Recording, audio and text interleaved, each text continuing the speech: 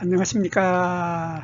한눈에 알아보는 우리 나무라고 하는 나무 도감 책을 집필한 박승철입니다. 오늘은 층층나무과의 산수유에 대해서 알아보도록 하겠습니다.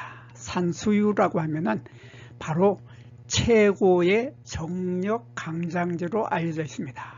이 최고의 정력 강장제로 알려진 것은 최근에 알려진 것이 아니라 아주 옛날서부터 신라시대 이전서부터 이 산수유의 열매는 최고의 정력 강장제로 알려져 있었습니다. 그래서 우리나라의 남자들, 대한민국의 남자들은 특히 정력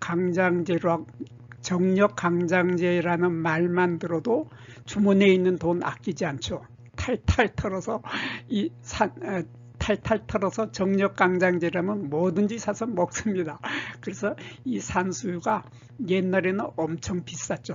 엄청 비쌌기 때문에 옛날에는 이 산수유 나무 3그루만 가지고 있어도 아들을 대학에 보낼 수 있는 대학나무라고 그렇게 알려져 있던 나무가 바로 이 산수유입니다.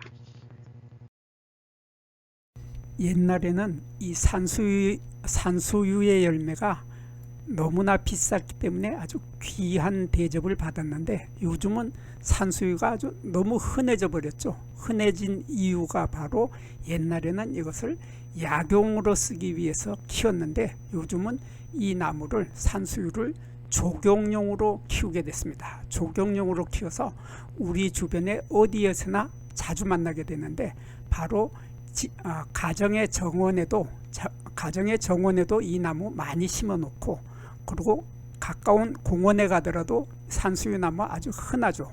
그리고 아파트 단지 안에도 보면 산수유 나무 아주 흔하게 보입니다. 산수유 나무 흔하게 보이고 공원이나 수목원이나 어딜 가더라도 산수유가 아주 흔하게 됐는데 그 흔하게 된 조경용으로 바뀌게 된 이유가 바로 이 산수유의 색깔 때문이죠. 색깔 때문인데 요 열매는 가을이 되면 이렇게 빨간 색깔의 열매가 너무나 아름다운 열매가 대롱대롱 달려있는 모습은 마치 보석이 달려있는 것처럼 아름답습니다. 그리고 이 열매는 겨울에도 달려있고 심지어는 봄에 꽃이 필 때까지도 열매가 달려있습니다. 그래서 이 빨간색의 열매, 그 다음에 봄이 되면은 샛노란색의 꽃도 예쁘고 열매도 예쁘고 거기에다가 여름이 되면 이 잎도 아주 너무나 화려하죠. 잎도 초록색의 잎이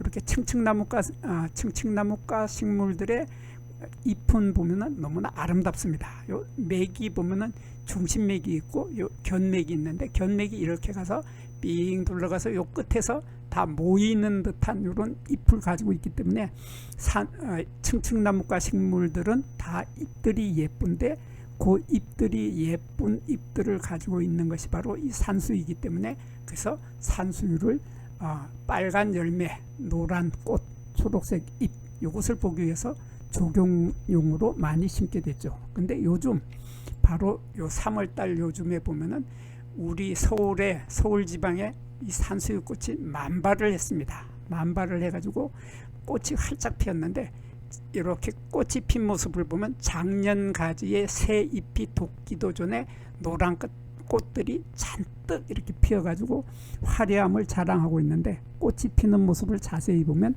이렇게 작년 가지가 이렇게 올라오고 있는데 작년 가지에서 이렇게 꽃이 노란색 꽃이 피게 되는데 요 꽃이 꽃 전체가 20개 내지 30개의 꽃이 모여서 이렇게 피게 됩니다. 요 꽃의 숫자가 20개 내지 30개가 모여서 피게 되는데 모여서 피는 모습을 자세히 보면은 여기 요 지점에서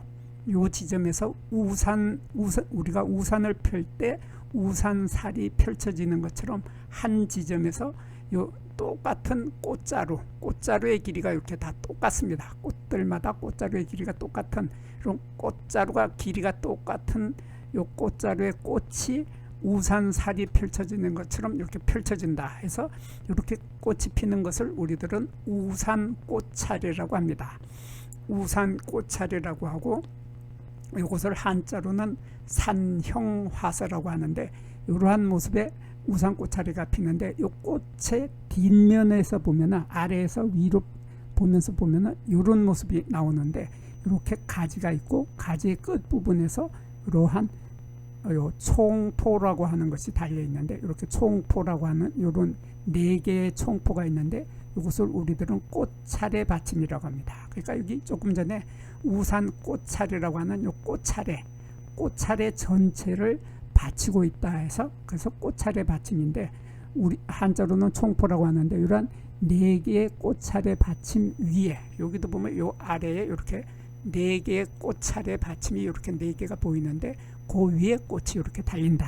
이런 특징을 가지고 있으면서 요 꽃 한 개를 자세히 보면 이런 모습이 됩니다. 이런 모습이 되는데 이게 길다란 꽃자루가 있죠. 이렇게 길다란 이렇게 꽃자루가 이렇게 길게 올라오는데 꽃자루 끝에 이렇게 꽃잎이 이렇게 달리고 여기도 꽃잎이 달리고 여기도 꽃잎이 달리고 그래서 꽃잎이 4개의 꽃잎이 달려 있는데 이 4개의 꽃잎은 뒤로 이렇게 젖혀져 있죠. 이렇게 완전히 뒤로 젖혀져서 완전히 이렇게 젖혀져 있는 모습을 하고 있고 그 위에 수술대 하얀 수술대가 4개가 올라옵니다. 4개가 올라오고 4개의 수술대 끝에 이렇게 꽃밥이 4개가 달리죠. 4개가 달리고 그 위에 이렇게 암술대가 보이는데 암술대 아래에 이렇게 씨방 부분이 보이죠.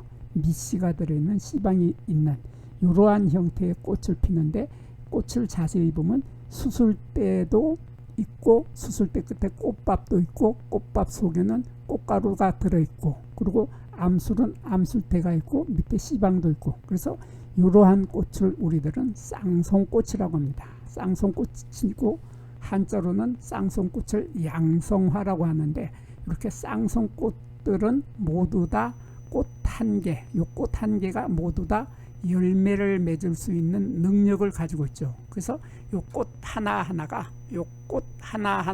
모두 열매를 맺을 수 있기 때문에 이 꽃들이 모두 수정이 잘 된다고 하면은 열매가 이 꽃차례 하나에 우산 꽃차례 하나에 꽃이 20개 내지 30개였으니까 열매도 20개 내지 30개가 맺힐 수 있는 능력을 가지고 있는 것이 바로 양성화 쌍성꽃이죠. 그렇지만은 나중에 열매를 맺는 것을 보면 열매는 20개 내지 30개까지는 맺히지 못합니다. 여기 보면 5개밖에 맺히지 못했고 여기는 2, 4, 6, 8, 한 9개 정도가 보이고 대개 보면 그렇게 많이 맺히지는 못하는데 이렇게 열매가 맺히게 됩니다. 열매가 맺히게 되는데 요 꽃이 피었다가 요 꽃잎이 떨어지고 나면은 바로 요런 모습으로 바뀌게 되죠. 요런 모습으로 바뀌어서 아까 우산 꽃차례라고 했는데 우산의 살처럼 요 작은 꽃자루들이 길게 이렇게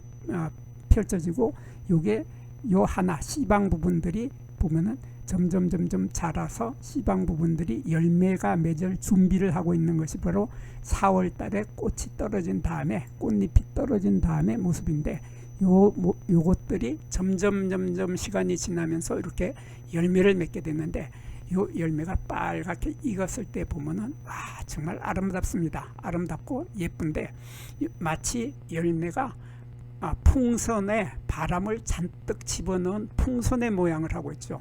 풍선에 탄력 있는 풍선의 모습을 하면서 반짝반짝 윤이 나는 모습은 정말 보기 좋습니다. 보기 좋을 뿐만 아니라 이 열매는 이 굳은씨 열매라고 하죠. 굳은씨 열매 한자로는 핵과라고 하는데 이 핵과 굳은씨 열매의 대표적인 것이 복숭아입니다. 그래서 복숭아의 열매를 생각하면은 이 산수유 열매의 구조가 머릿속에 금방 들어오는데 복숭아처럼 요 산수유의 열매에도 복숭아처럼 얇은 열매 껍질이 있고 우리가 복숭아를 입에 탁 깨물면은 달콤한 즙이 쫙 나오면서 그 속에 열매살, 과육이 들어있죠. 마찬가지로 요 산수유에도 얇은 열매 껍질이 톡 터지고 들어가면은 과즙이 많이 있는 열매살이 들어있고 열매살 속에는 복숭아처럼 씨앗이 들어있는데 복숭아의 씨앗이 커다란 씨앗이 딱딱한 게 1개가 들어있죠.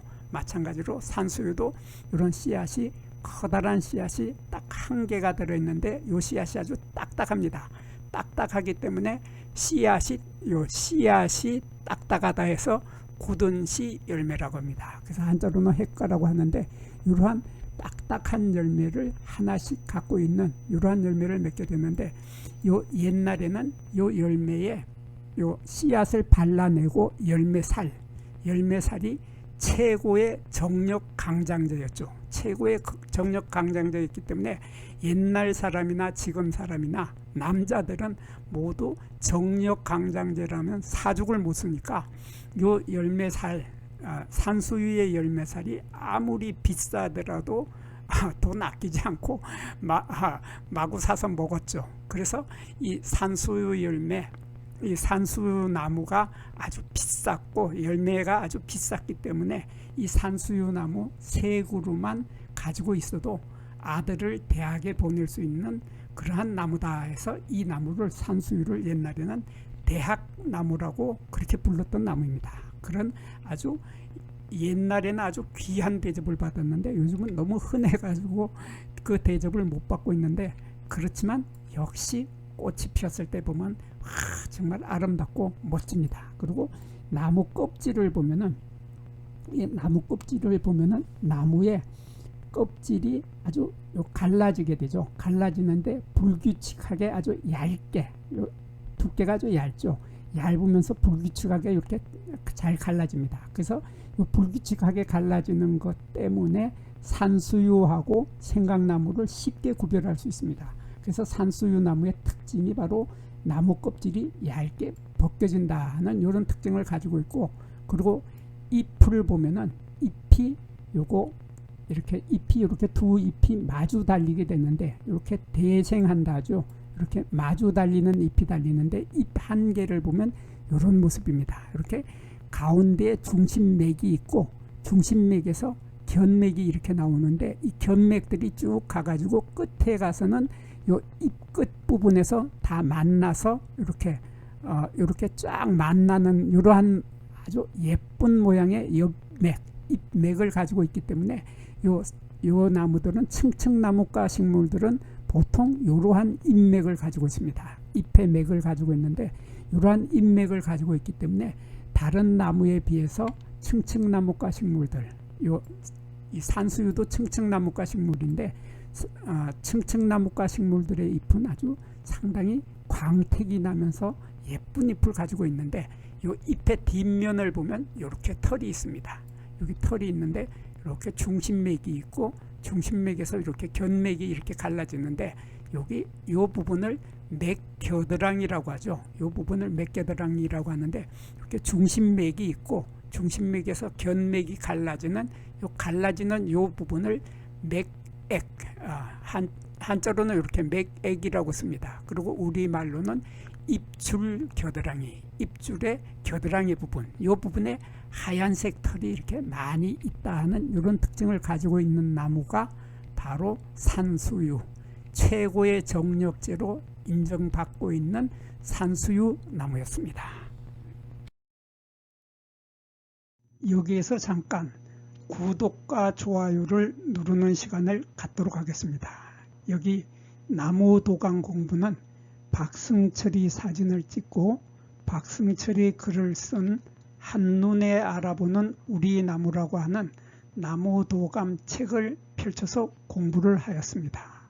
공부를 하고 난 후에 만나게 되는 나무는 바로 내 친한 친구를 만나는 것처럼 반갑고 호기심 넘치고 흥미진진한 기쁨을 가슴 가득 안겨주게 될 것입니다. 오늘의 공부는 여기서 마치도록 하겠습니다. 감사합니다.